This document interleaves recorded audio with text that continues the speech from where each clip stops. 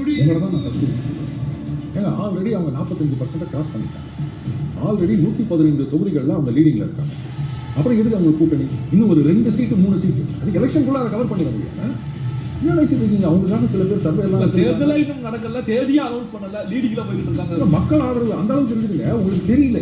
நீங்க என்ன பண்ணணும்? உங்களுடைய இந்த பயாஸ் எல்லாம் ஒதுக்கி வச்சுட்டு இந்த மக்கள் மத்தியில் போகும்போது அப்படியே எங்க பார்த்தாலும் விஜய் தான் வரணும், விஜய் தான் வரணும், அது தளபதி தான் வரணும், இதுதான் சொல்லிட்டு இருக்காங்க மக்கள்.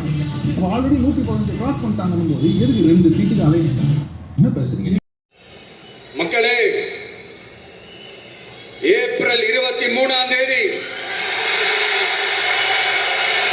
காலையில சும்மா பக்காவா ரெடி ஆயிட்டு வீட்டுல இருக்கிற சாமியெல்லாம் துண்டுட்டு உங்க ஓட்டர் ஐடி கார்டு கையில் எடுத்துக்கிட்டு முதல்ல பூத்துல போய் நின்று அந்த விசில் சின்னத்துக்கு நேரா இருக்கிற அந்த பட்டனை ஒரு அழுத்துங்க.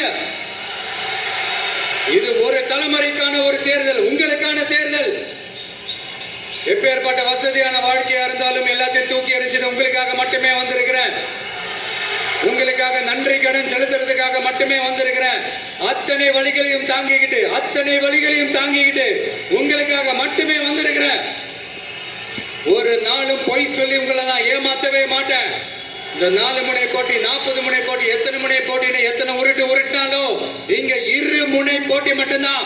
ஒண்ணு இன்னொன்னு எஸ், ஒன்னு டிவிகே, இன்னொன்னு டிஎம்கே.